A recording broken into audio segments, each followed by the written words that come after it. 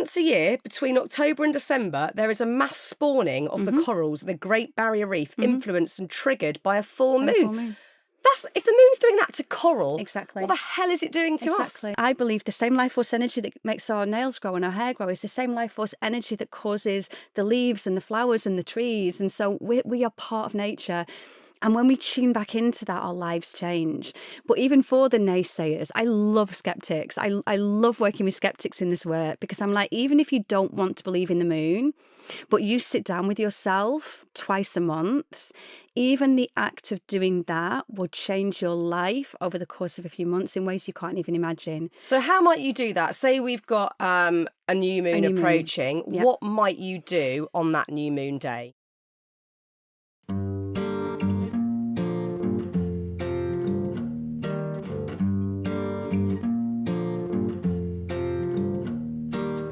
Hello, Kirsty. Hey. Kirsty, we are recording this on, I'm saying, the hottest day ever.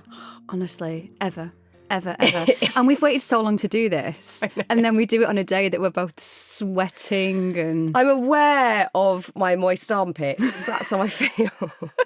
And also, we've both chosen to wear dresses that are... represent each other. They are representative of each other. I'm wearing a sort of that. celestial star dress, and You you're are. wearing a beautiful flowery garden dress, which is a wonderful compliment. But we're both showcasing our boobs, which we don't normally. No. And I feel this is out of my comfort zone, which Me I think is too. a good thing. No, I do. And it was so funny. The first thing you said when you walked in, I'd already Boobs. said to the guys, I was like, just keep checking on me. And then you walked in and said the same thing. And I was like, we're in this together. I'm We normally are in this together. in like a t-shirt or a dress that goes up to my chin, Yep. quite frankly. But And I'm today- just aware of those guys down there. Yeah, let's own them. We can own them own it. and we can talk about deep stuff whilst having our boobs pertly displayed. There we It's go. all part of it. It is. As you said, this is a long time coming because we've been friends for a long time, but also we've collaborated in different ways, which is, it's been a joy for me. You've been at our Happy Place Festival doing beautiful meditation classes and talking about all manner of things. And also you've done some really amazing specific practices for our Happy Place app. So what have you done for the app? Talk us through the practices that you've created. Mainly meditations, but we went specific on focus for things like morning meditations when you want to clear your energy field, evening meditations. And then we just recently did a beautiful like lunar meditation practice where you got to meditate with all the different phases of the moon, which was just a joy to do. We did one around owning emotions because, again, that's super important. It's something that I don't think we do enough, and especially as women, there's certain emotions, isn't there, that we label as being good and bad emotions, so then we shut down and we suppress certain emotions, and it's not the way to go. We need to really allow ourselves to feel and to express. So, we did, I think, a meditation around grief, around anger, just to help people to get into those deeper, almost darker emotions that normally get pushed to one side. So you are not only incredibly skilled, as you've just illustrated, creating these beautiful bespoke meditation classes. You're a meditation teacher, you're a yoga teacher. At what point did the moon element come into things? Because you are the queen of the moon. Thank you. I don't know anyone who knows more about the moon, and I'm constantly turning to you to ask, what the hell's going on? Why are my moods all over the gaff? Exactly. Is there a full moon? Is there something in the way of the moon? What's going on? So when did you realise that we could look to the moon to be guided and to get a bit more in tune with it? Because I think it's an obvious thing to say, but we all know we're out of sync with the natural world. And what's going. We don't even think about the moon. We don't think about the seasons. We don't think about what's naturally taking effect. So when did you realise that was the missing piece for you as a teacher? I think if I go quite far back, even in childhood, I was always very different. I always wanted to know why. I was always searching for more answers or deeper meaning. And I found astrology I remember getting my first astrology book at about 13 years old. I'm poring over this book and astrology just giving deeper meaning to life and wanting to know what people's star signs were and moon signs were. So astrology kind of came first. And then in 2009, I went to India to become a yoga teacher because I'd really wanted to go to it came from.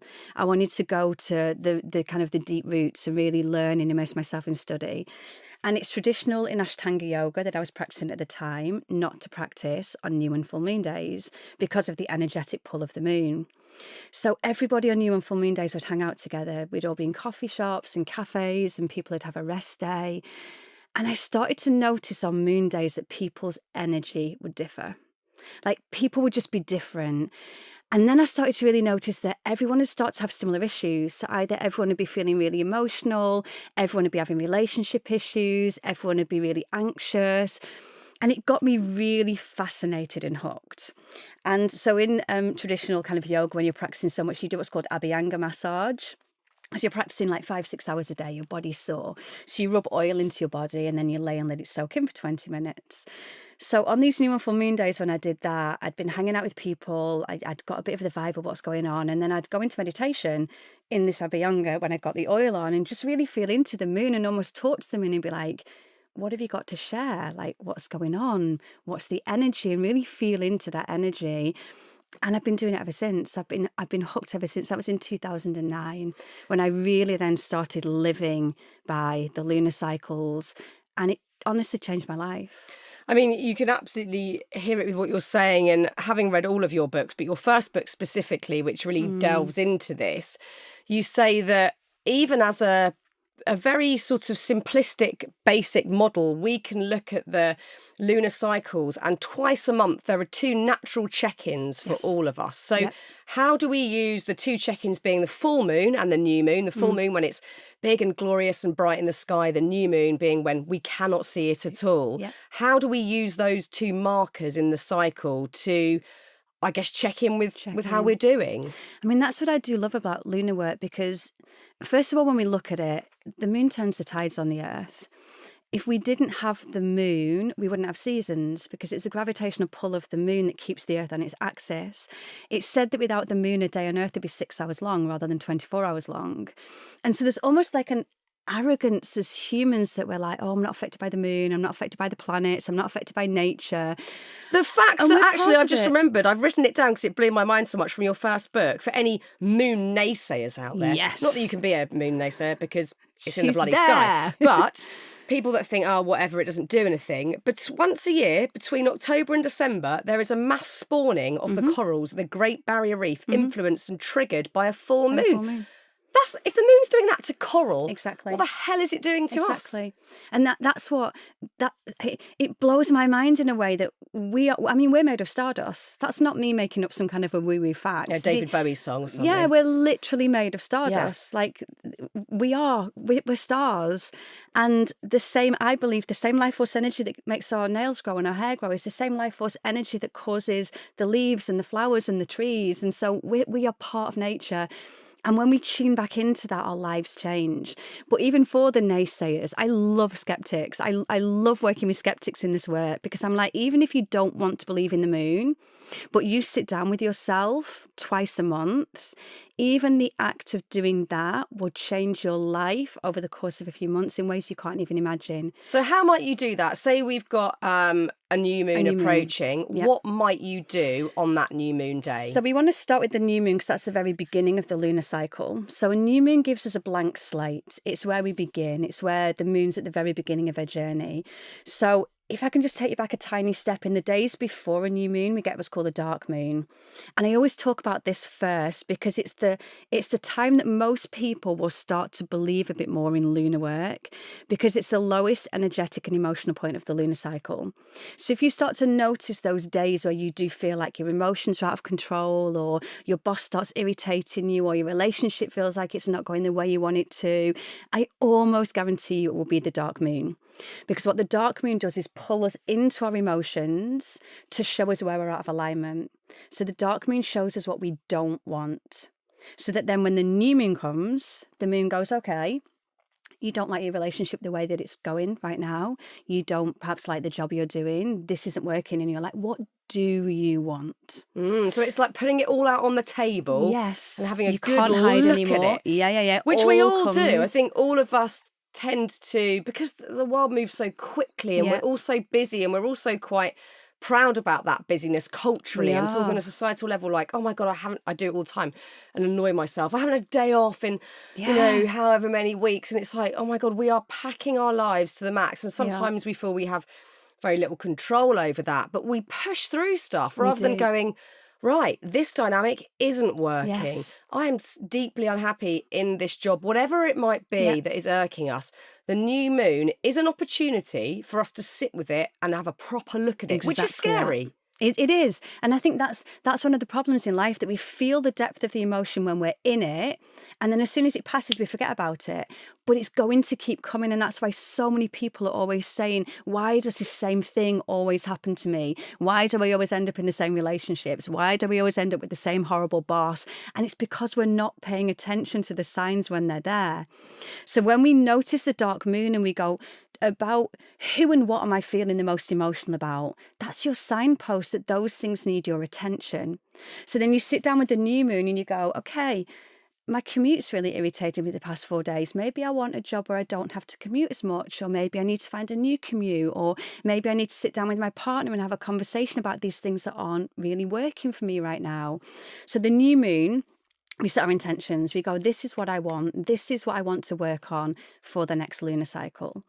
Now, while we're here as well, I think it's really important just to mention that, especially when you're starting with this kind of work, what you don't want to do is go, right, I want to change my job, my relationship, my house, my entire self, change everything about me, because it's too much and it's too overwhelming and it's never going to work.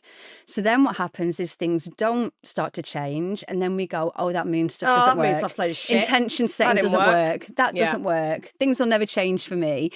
So I always say to people, don't work with more than 5 max intentions. Okay. 5 maximum. Try and make a couple of them quite small and quite doable.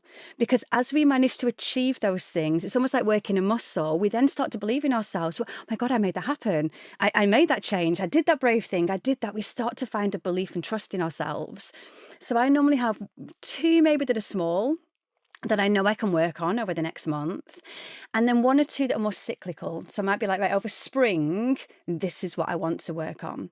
Because what we often find is that the same thing keeps coming up and up as we learn through the different layers and lessons of it. So some things take time to change. Yeah. Do you know what? Everything you're saying rings so true, because I have certainly seen those cycles in my own life, with feeling like I'm stuck in a similar position, but with different people, a different circumstance. I've brought my baggage to a new circumstance. And I think, I'm very honest on this podcast. I tell everybody what I'm going through and how I'm feeling without too much worry or shame. But I end up going, right, I need to do more for this person, help more, give more. And I throw my everything into it, but without any boundaries in place. And then I go, I feel resentful. I don't like this anymore. I didn't sign up for this.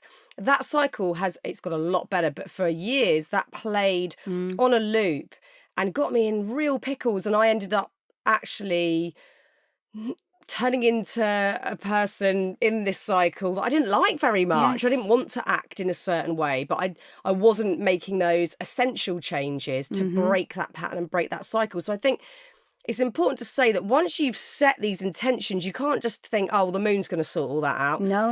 It's hard work. This is then where hard work starts. You've got to put the work in. Yeah. And that's, again, why lunar cycles are so beautiful, because you set the intentions on the new moon. You've then got 2 weeks as the moon waxes and gets bigger. And you can watch the moon do it in the sky. I honestly even believe that we've all probably looked at a full moon in the sky and it takes your breath away. Oh, it's gorgeous. Because I do think the moon reminds us of where we came from. It reminds us that we're part of something greater. It reminds us that we're all connected. And so as the moon then waxes and grows bigger, in those 2 weeks, exactly what you just said, as the moon is growing in the sky, she's giving us the light and the life and the energy to do what we need to do to get what we want. So if, for example, it's the new job, send out the CVs, talk to people, let people know that you're looking, do anything and everything you can to let yourself be seen and shine like the moon is doing, and just say yes. Say yes. Do anything you can to get towards where you want to go. So those intentions you set, keep them in mind, keep them as your true north. And Intentions are also really beautiful because without intentions, it's like if I try to get you to go on a journey now with no map, you just end up wandering. You're just wandering, you don't know where you're going. Someone might say, hey, Fearne, come this way. You go that way with them. You don't like it. You go that way with them. When we've got an intention, it's a guiding force. What if someone out there listening to this thinks, oh my God, I know there's a bunch of stuff I don't like, but what's my intention? I don't know. Where do you start to work out what that direction's going to be in the first place?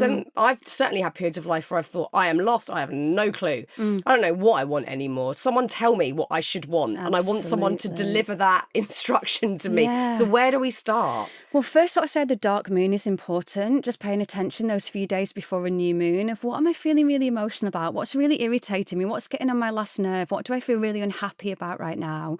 Because those are the signposts to kind of what it is that just needs a little bit more of our attention. But if you're first starting, your intention might just be, I want to just connect a bit more to myself. I want to get to know who I am and what I want and what I like. Because very often, we don't know what we want. And this is again where dark moon energy comes in, because if you say to someone, what don't you want? They can tell you in great detail. I don't want that. I don't like that. I don't like this. That bugs me. If you say, what do you want? People are kind of like, yeah. Oh, and then we also have this thing, I think, in society, and again, I'll speak more so for women because that's normally who I work with, that for a woman that knows what she wants, who does she think she is? Oh my God, Who does she think she is? We think it's big-headed, we think she's bolshy, we think she's a ball breaker. So again, we live in such a society that is constantly giving us mixed messaging. I also think a lot of the time men and women we don't feel deserving of that thing. We go, oh God, secretly, this is kind of my dream, but I don't know if I deserve that. And we put it off. So again, this is an opportunity to excavate that and feel the emotions attached to it, which might be undeserving or embarrassment or whatever, and move past all that, I guess. You have to move past it to then work out how to do it and go through that moon cycle. And like you said, important maybe not to set yourself the task of by the full moon, I have to have absolutely nailed it. Go cyclical, go seasonal, go throughout the whole year to try and work towards it. And that's the beautiful thing about the lunar cycles. It's constant evolution and flow. So set the intention, do all you can through the first 2 weeks, and let that intention be a guiding force. When you've got to make a decision or a choice, does this take me closer to or further from where it is that I want to go, or who it is that I want to be, or what it is that I want to invite into my life? You might just set an intention for, I want to feel more peace. And so then every day, every decision, when you've got to go do something, does this bring me closer to or further from a feeling of inner peace? The full moon then comes. And the full moon, as you say, is big, bright, bold there in the sky. The full moon shines this big, bright light over our lives and illuminates for us. And the full moon, what we want to do on a full moon is one of two things. The first thing we really want to do is celebrate ourselves, because as humans, we do not celebrate ourselves enough. We don't. Nope. And again, if I said to you now, tell me one great thing you've done today, you'd go, oh, you know. If I said to you, tell me 5 things that went a bit wrong today, you'd be like, well. I know. Do you know what? This is really relevant because I've spent today really giving myself a hard time. And I haven't done anything bad. I haven't broken the law or done anything or been mean to anyone.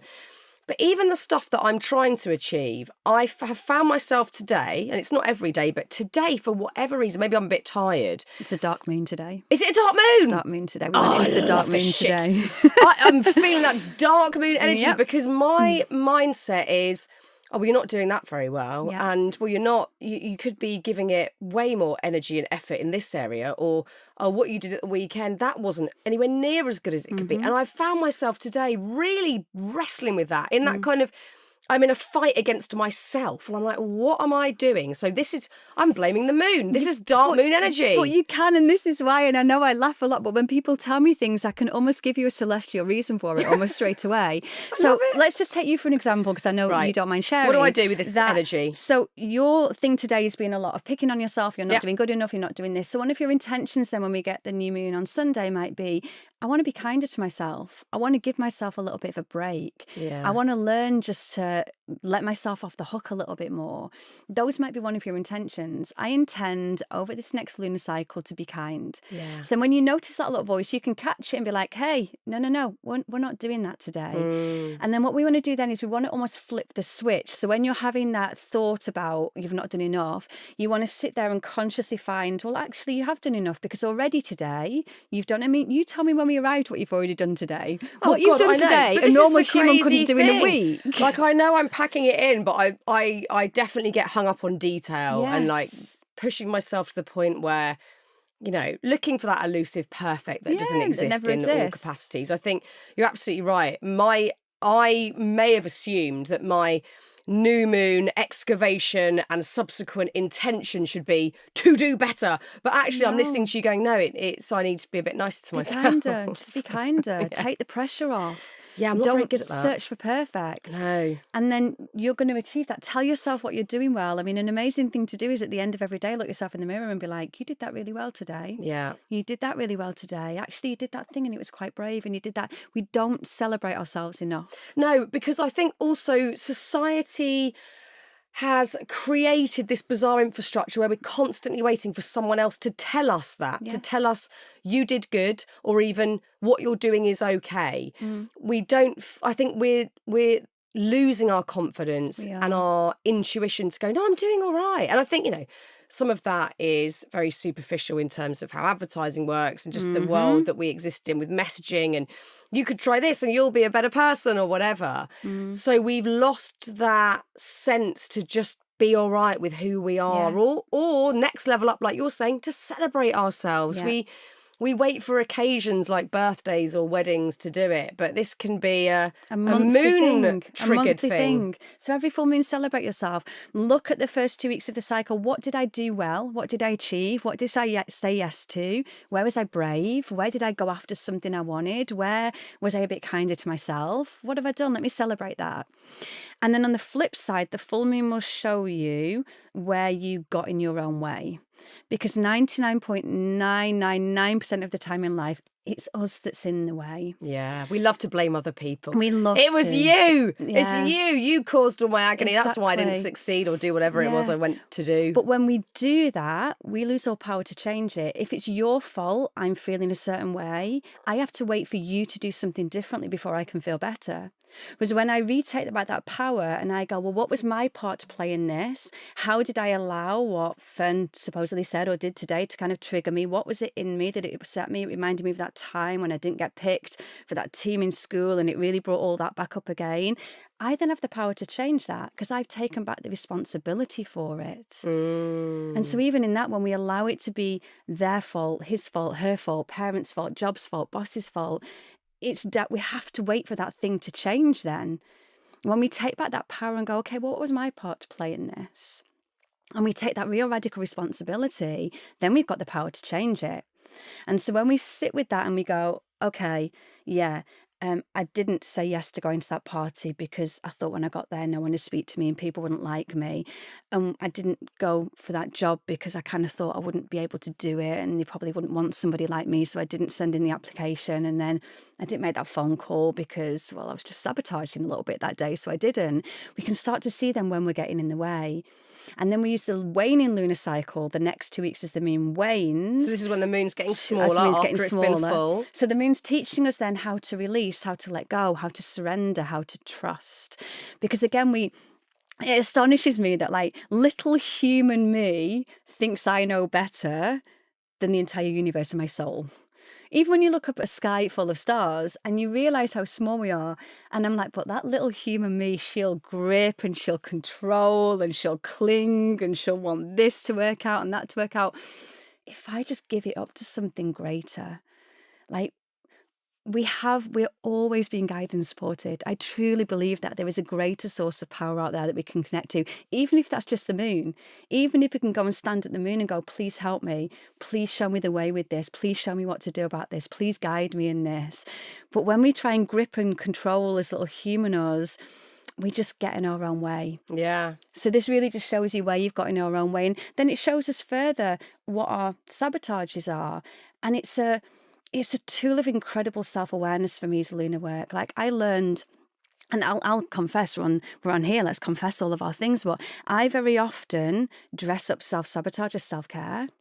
How do you do that? When I'm on the edge of something really, really big, so there might be loads of big things coming up, doing this podcast with you, this person's invited me to do that, this person's invited me to do that. When I'm on the edge of a big breakthrough, I'll start saying to myself, Kirsty, you've done a lot. You should sit on the sofa and eat biscuits and watch Netflix. I do this.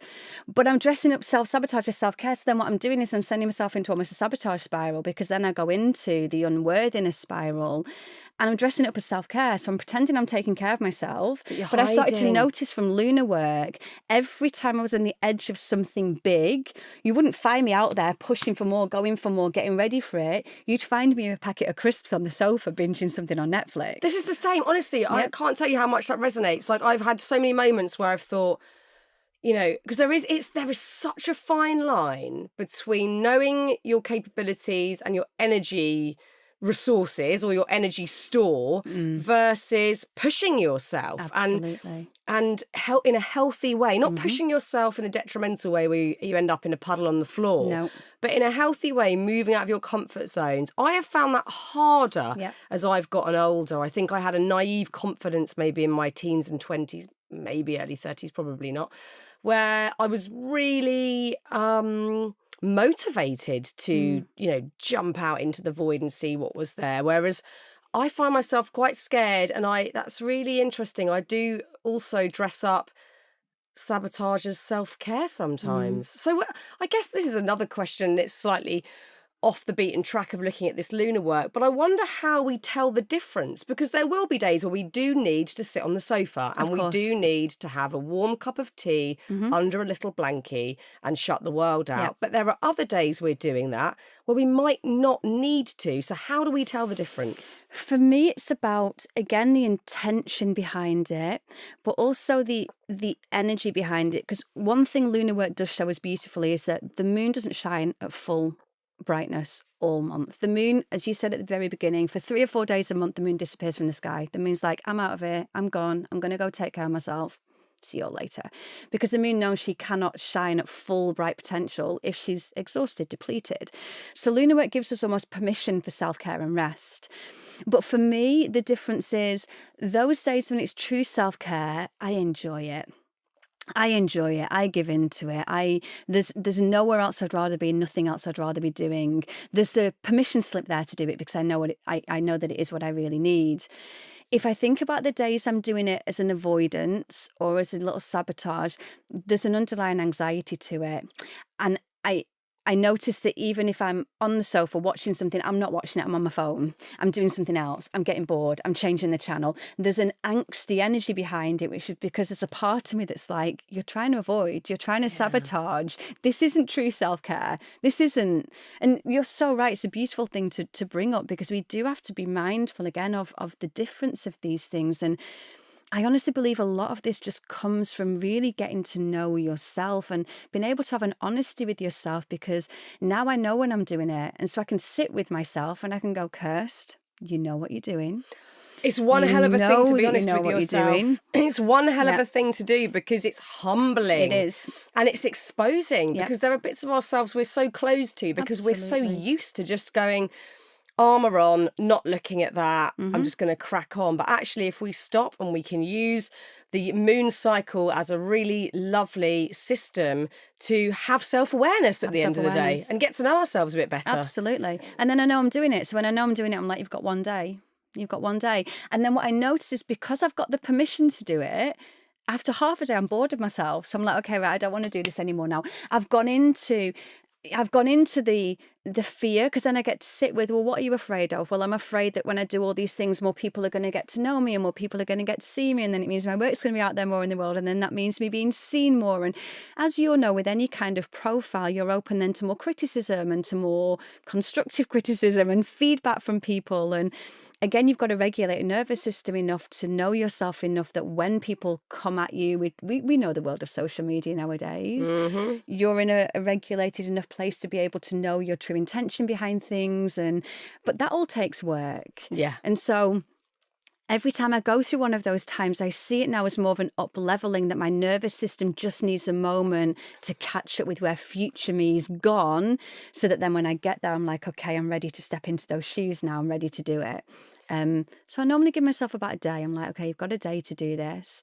But within that is the honesty of knowing what it is that I'm doing. What the energy is and what's motivating it, if it is hiding or if it is genuinely rest and proper time out. So as well as using this monthly moon cycle to check in with ourselves, to have self-awareness, there's also within your work a lot of focus on ritual. Now, again, another thing that we've sadly lost in this very fast-paced modern world, we've swapped ritual for routine. And everything is about charging forward at great pace without much attention or thought to get things done, to tick things off a list. I mean, this is how I operate so much of the time. I know I need to create a shift there for sure, but we don't have those moments of ritual. How would you describe a ritual? What the hell is a ritual? How do we have a ritual in this crazy fast-paced modern world? And that's exactly why we need them. So a routine is about getting things done. It's about an end result. It's about something that's normally a bit monotonous that we do over and over again.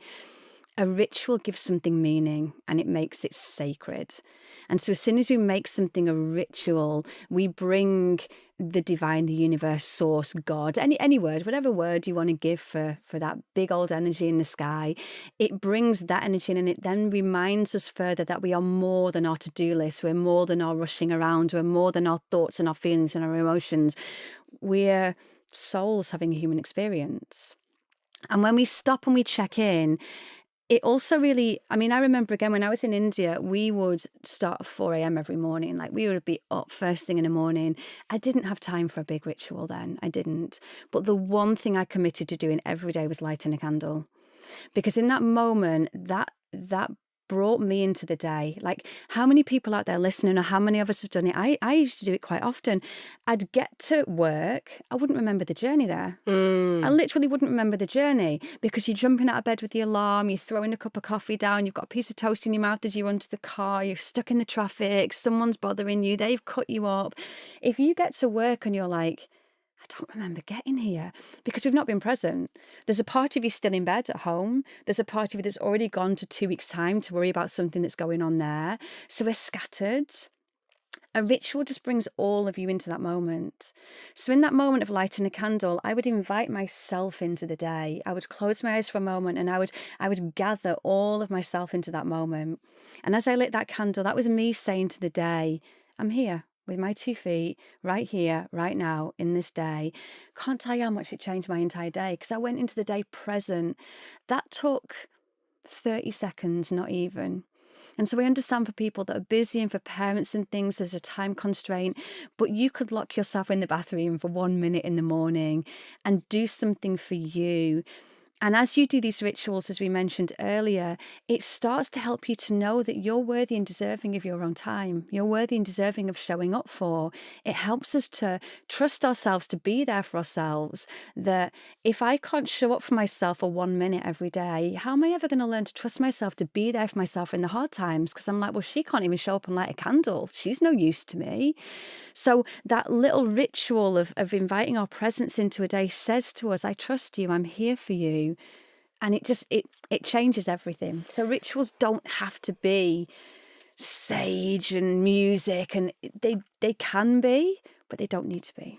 Yeah, it's such a beautiful thing to do. I've personally had to, and this is probably quite a recent revelation, do a lot of thinking about ritual versus superstition, because I can really catastrophize. That is, at some point down the line, I've learned to over worry and I've learned to magnify my worries. And that is very natural for me now to think of the first thought is the worst one, like the most unimaginable thing. They could be called intrusive thoughts or catastrophizing, but they're always there. And I'm learning to live with that without the reaction bit, which could be a panic attack or whatever comes next. And sometimes I've conflated ritual with superstition because those catastrophizing thoughts make the ritual this thing I have to do, otherwise something awful is going to happen. Yeah. So that's been very interesting for me to go, right, I can have ritual, but I can't pin it to things like if I light a candle every day, no one's going to die or whatever it might be. I've got to bring that moment into the present and just feel the feelings without pinning it to the future, the past, whatever. Absolutely. That one, I think I probably have maybe a slightly magnified thought process when it comes to that because of how my brain works. But I think many people out there start to get a bit feared up about little rituals or things in their day, like I have to have them, otherwise I'm not okay.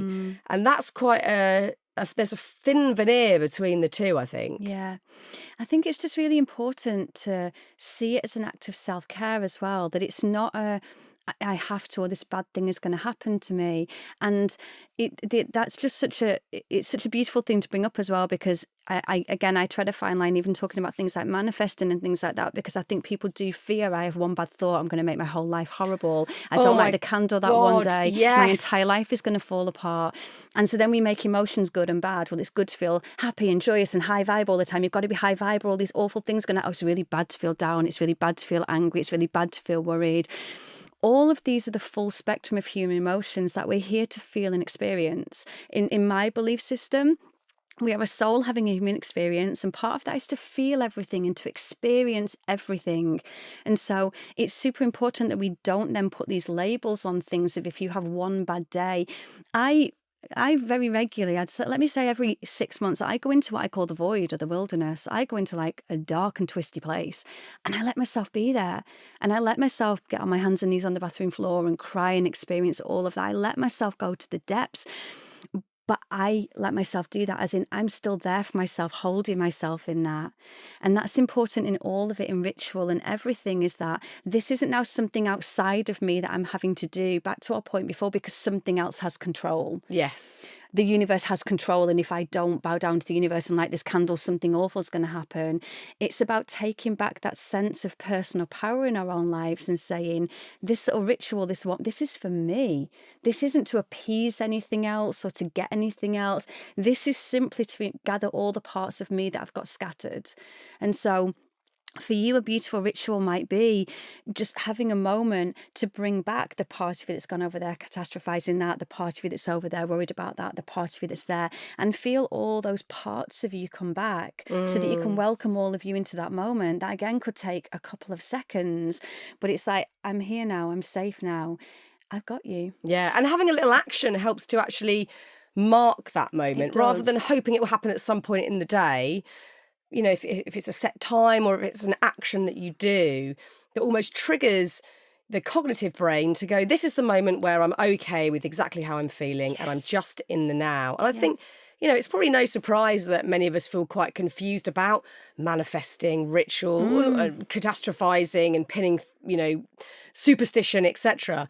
Because we've seen perhaps a decline in organised religion. There are still people who are out there who hold their faith dearly. That's an absolutely beautiful thing. But I think there are many people like me who feel there is something going on, would class themselves as spiritual, open to many different belief systems, methodologies, but doesn't have one doctrine that they follow. So then you start to go, God, there are so many different ideas and thought processes out there that you start to just sort of grab hold of all of them and apply them and just hope for the best. But actually, you've just said, okay, use the moon as guidance, or use nature, but actually just trust yourself.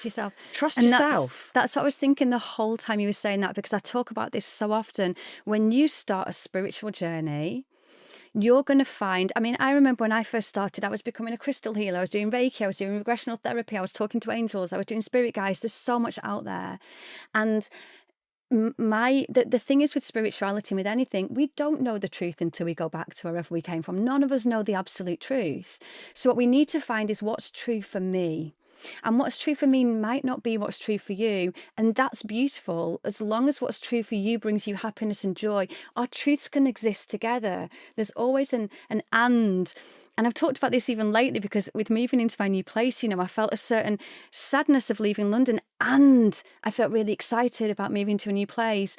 Even coming here today, I felt overwhelmed about the amount of stuff I've got going on, and I felt so grateful and excited to be here with you. So there can be lots of multiple different realities all at once.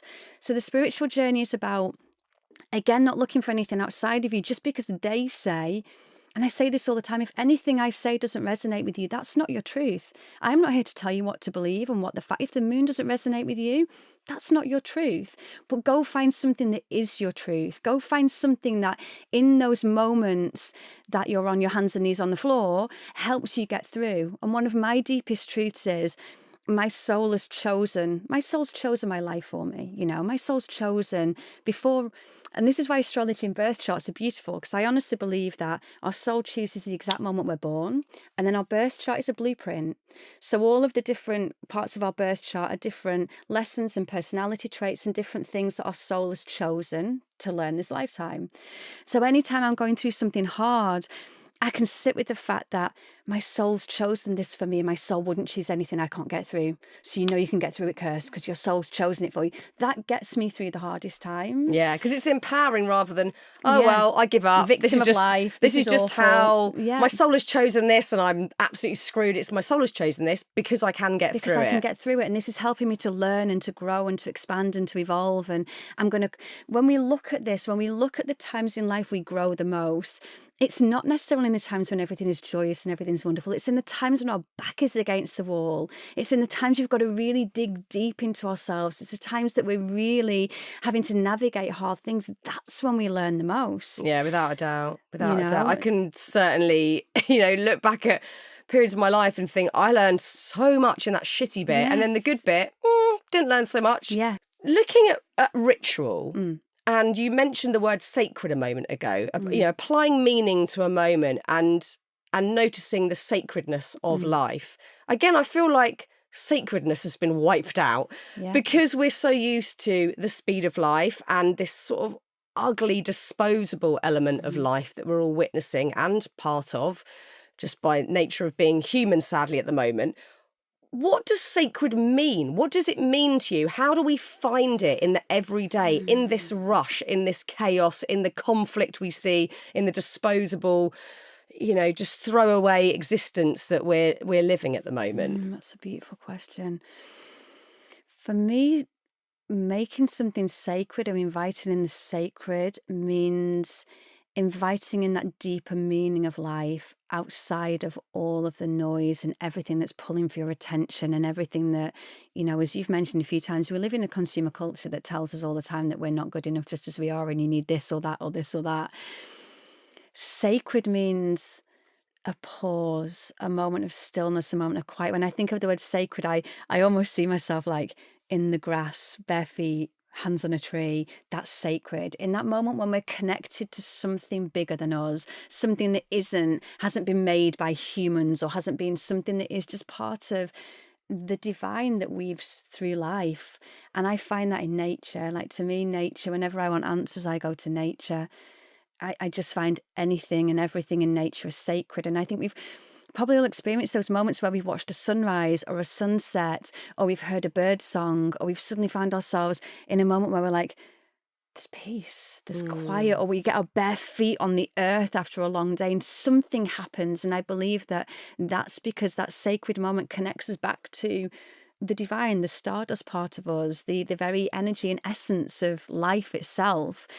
That's what sacred means to me. It means just to invite meaning into the moment. Yeah, I get it every time I get in the sea. It doesn't even have to be like a particularly enjoyable swim. I'm just like, I'm in, I'm connected, I'm this tiny speck in a big undulating body of water. Yeah. It is the best. And I think that's actually a really interesting point because, as I said, I can't I don't even know what my beliefs are. I can't sort of contain my spiritual beliefs in this one sphere that is labelled and assigned to a certain bunch of rules. But I probably would say the closest thing to God or that bigger than us feeling for me is nature. And that's something that we can all access, just even admiring just the sheer magnificence of it every season and those great changes that we are nothing to do with. We are not in control of nature. It's happening without us, as you say, like arrogant minded humans who think we're controlling it all. It's just happening, and it is the perfect way. You wrote a whole book on this, on the sacredness of nature, and again, I was going to use the word use, but I don't want to use that word. But look to nature to get back in tune with ourselves and to be guided by it. Talk to me about that book and how, again, you use the seasons and the ever-changing notion of nature to check in with yourself, have self-awareness, move in the right direction. Yeah. I mean, I call that book Sacred Seasons because I wanted to really bring about the energy of making seasons sacred, not only in nature, but also in our lives. Because I think we've tried to we live in this very man-made world that we've tried to make very linear. So we think everything should be the same all day, every day, and we should be the same all day, every day. And then when it's not, we get all upset and we try and micromanage it and control it back into making it the same. Everything in life is cyclical. Everything in life. I mean, even on our bodies get replaced depending on different body parts, every like 7 years or 3 years. We're in constant state of motion. And we struggle the most in life when we try to resist, when we try to push, when we try to either cling and hold on to something no longer meant for us, or we try to force an outcome.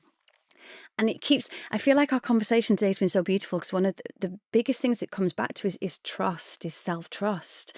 But when you can begin to trust, whether that's in you or the moon or nature or God or universe or your soul or source, whatever it is, we then begin to allow ourselves to flow much more easily with life, and we don't come up against the same amount of resistance.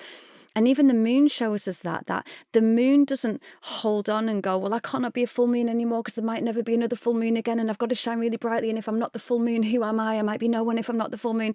The moon just wanes. And then on the same hand, the full moon never goes, oh, maybe I shouldn't shine that bright. Oh God, what are they going to say about me if I really let myself be seen? And the moon just shines.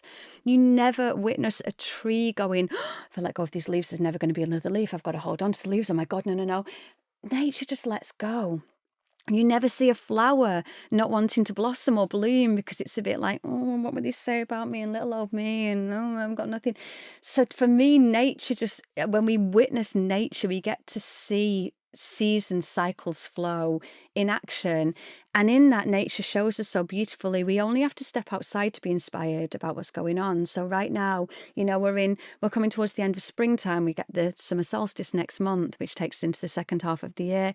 Nature at the moment is in full abundance. Nature's just in growth. Nature's just allowing everything to be out there, to be seen, to enjoy the abundance. And so this helps us when we start to work in nature's seasons and cycles, to see that there's a time to grow, there's a time to really put ourselves out there, there's a time to enjoy, there's a time to let go, there's a time to go inwards, there's a time to hibernate.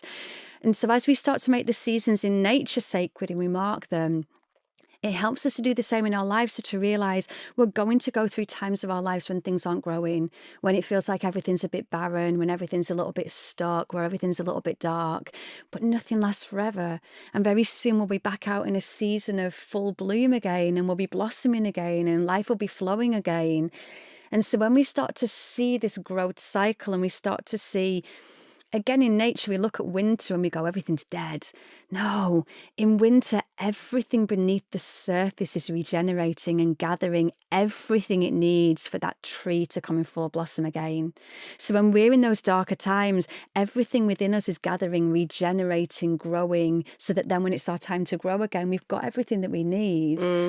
So as we learn to live in seasons like this, we don't fear the dark times in the same way as we don't try and cling and grip and hold on to the good times. We just know that everything's going to go in perfect cycle, in perfect flow, in perfect time. And although I do believe that we get to navigate our way through those seasons, and we always have a choice. We can't necessarily choose, we can't choose when nature grows and blossoms and blooms. We can't necessarily choose exactly what's going to happen. I believe our soul knows, but humanness can't. But we can choose how we act, how we react, how we feel about it. So even in those darker times, we can choose to go into that almost moment of this is awful. We can play the victim. We can look for something outside of us to come along and save us. Or even in those hard times, we can choose to be like, I don't know why this is happening. I don't know what's going on right now. But I'm gonna try and choose an inner peace. I'm going to try and choose to show up for myself. I'm going to try and choose to be here for myself. And then in that, when we talk about sacred, hand it over to something greater. Know that you don't have to struggle as a little human you on your own. Give it up to something greater. Please moon, please source, please universe, please God. I don't know what to do with this. Please help me. Please help me. Yeah. And even in that, when we ask for help, that in itself opens up avenues for new energy to come in, because we shift it into a lesson for growth, and we support ourselves in it. And so again, each time we do this, we build trust in ourselves. I know you're going to be there in the good times and the bad times. And that's when our lives really begin to change. I don't think it's very beautiful. I don't think we have to even, like, in those moments of surrender where we hand it over to something else. As humans, we're constantly looking for the answers. Well, who am I talking to? What am I talking to? I think I've learned over the years, it doesn't really matter. No. It's not going to harm anyone. No. If this helps you cultivate hope, resilience, faith, joy, inner peace, doesn't matter. Absolutely. Just write it down, journal, say it out loud, whatever. Absolutely. Well, I think the cyclical, just how nature works and looking at these beautiful cycles, it is so interesting because I think all of us can probably look back at times where we've wanted to bloom all year and we're struggling to, and we've got no energy left, we're on our knees trying to bloom. But equally, it's very interesting in those times where there are fallow periods and we need time out and the leaves have all dropped off. I think in those moments, a lot of the time, and this goes back to sort of like self-awareness, I guess, and looking at the moon cycles, in those times we abandon ourselves. We go, bye, see ya, I'm detaching from what's going on and what you're feeling. I'm out of here. And again, if we can check in and have the self-awareness to know we're doing that, that's when we can start to actually, because it takes great courage to go, okay, how am I feeling? God, do you know what? I actually feel really, really sad. Or do you know what? I feel absolutely terrified at the moment. Whatever it is, to even look at it, let alone sit with it, is terrifying. And I think in those moments where the leaves have fallen off, we're wintering, as brilliant Catherine May would say. I love that book. If anyone out there is interested in this subject matter, read Catherine May's book Wintering, because it's so beautiful. She's been on the podcast as well. But in those moments, looking at stuff and not fearing it, it takes great courage. But it's not going to harm you to look at it. It's not going to harm you to feel scared, to feel, totally sad, whatever it might be, or very, very angry. We can sit with that safely. And I think that's something that we're not used to doing in the modern world. We just run away from ourselves. But even that is such a beautiful way to be there and show up for yourself. So placing your hands over your heart and saying to you, I'm here, I'm listening. I'm here, I'm listening, and then listen to what bubbles up. And so I often talk about it as being bubbles. And again, one of the questions I get asked the most, I get asked two main questions. How can I listen to my intuition, and what's my purpose? They're my two most asked questions. We want to hear our intuition, but we don't want to hear the sadness and the anger and the grief. We can't selectively feel emotion, so we can't want to feel happy and joyous and not feel sad and angry. And it's actually in the sad and angry that, again, we learn the most about ourselves. So what we notice is as we start, and that might be a ritual that people want to start to do, hands over heart every morning, I'm here, I'm listening. And just notice, without judgment, and it doesn't need a story. Well, why are you feeling sad? You shouldn't feel sad. Well, you've got them to feel sad about. You're such a terrible person. Don't give a story. Just watch it. Oh, there's sadness. Oh, okay, I'm feeling a bit of sadness. Let that be there. What you'll then notice is that then beneath that sadness might bubble up a little bit of happiness. And then beneath that might bubble up a little bit of anger. And then beneath that might bubble up something else. And our deepest intuition lives beneath all of that. So all of those emotions that we've suppressed or denied or not listened to, are emotions beneath all of that. And it's only when we start to listen to and hold and accept ourselves in the moment, I don't need a reason to feel sad. I'm allowed just to feel sad in this moment. And I can hold myself and hold my heart, and I might even put my arms around myself and say, oh, Kirst, we're so bad at that. I think most people go, oh, there's people worse off. I won't let myself feel sad. What have I got to be sad about or to be depressed about or upset about? There doesn't have to be a reason if you, as you've just said, these emotions come and go. What about when we get stuck in an emotion? What about if you're putting your hands on your heart every day and you feel outright sadness? How do you get unstuck in a situation like that? So there's a couple of different ways. One of the things that we need to then start to feel into is, where does the sadness come from? So kind of what's beneath the sadness.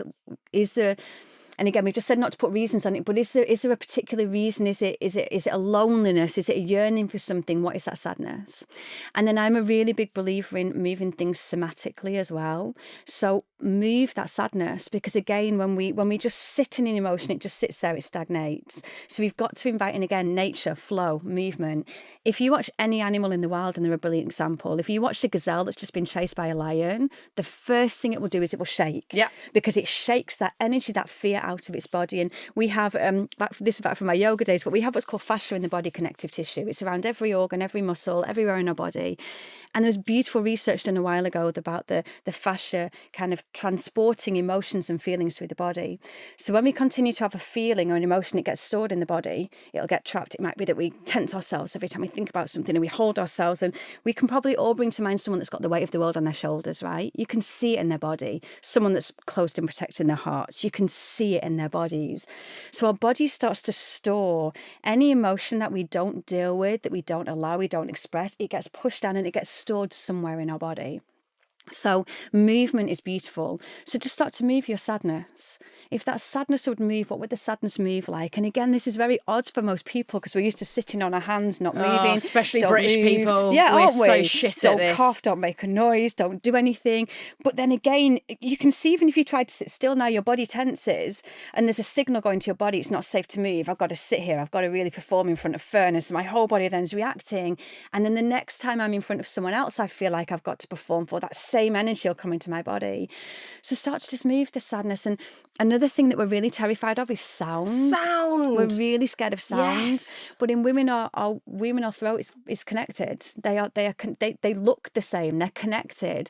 And so sound it. What does the sadness sound like? Yes. And the more you get used to it, so it might just be at first you sit there and you sway a little bit, or you just rock yourself like you would a child. If a child came to you and said, "Mummy, I'm sad," one of your kids, you take them when they're still little enough and you just rock them. It's okay, I've got you. Rock the sadness a little bit. It's okay, I've got you. We also need to feel safe to express an emotion. So we can't really express an emotion unless we feel safe within ourselves to do it. So rock yourself a bit. I'm safe to be feeling this. I think we're conditioned to not feel safe to express any of it, quite frankly, in this part of the world, in this decade. Yeah. I've been thinking about this a hell of a lot because I went to this very moving and unique event at the weekend, which I'm sure I'll talk about on social media at the right time, because it was very, very impactful. And I cried and laughed in equal measures throughout the whole day. And I haven't felt so alive in ages. Yes. And because I knew I was in a room of other people that were going to do the same, I felt safe. But when I walked out of that space, I thought, would I do that? Would I laugh that heartily with tears rolling down my face if I was in the cinema or if I was just chatting to a group of people? Would I cry with like snot coming out my nose and like a heaving chest with outside of that space? No, I wouldn't. And then I started thinking, would I really sigh with disappointment if I felt it? Like, no, I wouldn't, but it feels really good to do. How good did that feel? Would I that crying? Shout out loud due to excitement or whatever I was feeling at the moment? No. Would I sing without inhibition if I was out of the shower? No. This has been on my mind all week. I'm really intrigued around the sound part because I predominantly talk for a living. Yeah. And I, as I've waffled on about endlessly, however many years ago it was, 2019, had a ginormous cyst on my vocal cords that was stopping them from shutting altogether. And I couldn't speak. And I was like, I'm in deep shit here because that's literally all I do. And I had a surgery booked and the whole thing. And I realised there were so many times where I was so scared to make any noise and my voice would just almost evaporate. And I can feel it now because I'm having to cough. When I'm thinking about this subject matter, I can feel it in my throat. I think this throat area for me, it's like a life lesson because I've obviously I'm in this job for whatever reason and I'm learning as I go. But this throat area, I keep coming back to it because it's either working really well and I feel like I'm in a flow and I feel I can speak without inhibition, I can make noise without inhibition, but equally when I'm not, it is the first thing that goes. And I'm either just coughing very regularly, just a regular cough, or I've got a whacking great pea-sized cyst on my vocal cords that is going to, stop me from working for however many months, which luckily it didn't. All showcased in my book, Speak Your Truth, if you fancy reading it.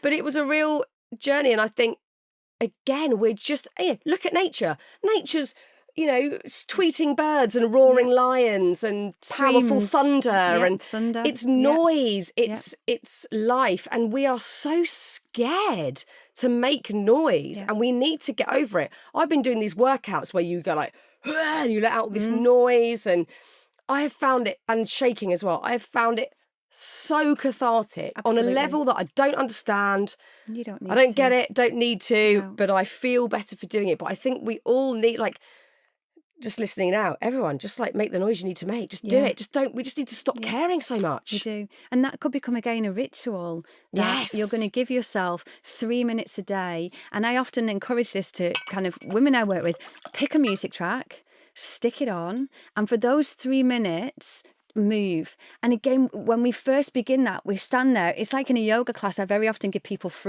time just to free flow. And you can see everyone being like, well, I don't know how to move. You need to tell me how to move. Like, you're the instructor. You tell me. We've become so out of alignment with ourselves that we don't even know how it feels. You'll see people in a yoga class and they'll stretch like that. And I'm like, does that feel good? Like, what if you just moved a little bit into it and moved a little bit more? Because we've become so outside of ourselves that we don't know even what feels good within us anymore. So move your sadness back to that, move your anger, move your rage, move your joy, and then sound it, even if in the beginning it's just a little sound. Before you know it, I remember a friend of mine many years ago, we went to the sea. I can't remember what had been going on for either she or I, but something had been going on. We were just like, Rah! Yes. And you see kids, like you see a kid have a meltdown in Tesco's, they don't care. They don't give a shit. They're screaming, they're tantruming, they're moving their bodies around. But I look at them sometimes with just envy, because I'm like, imagine having that amount of freedom in how you're feeling in that moment, that you're just going to express it. Yeah, I'm going to have a tantrum in the supermarket tomorrow just to see what happens. Quite frankly. Aisle 11, please. Oh, I'm going to do it. I can't wait. Do you know what? I cannot believe how quickly time has whizzed. I was actually shocked looking at the clock there, because it's whizzed by quite quickly. But we've covered a hell of a lot of ground, but I think all of it comes back to natural cycles at the end of the day. It's natural cycles, honouring them, which we don't do en masse in the modern world, and taking heed of what's already going on around us, like the moon and the seasons. And if it feels right to you, tuning into it. And I can't thank you enough for our chat today, because it's been full of revelation and just beautiful things for us all to go away and think about, but also for contributing to the app and being at the festival. It means the absolute world, Kirsty. Thank you for having me. Thank you. My pleasure, thank you.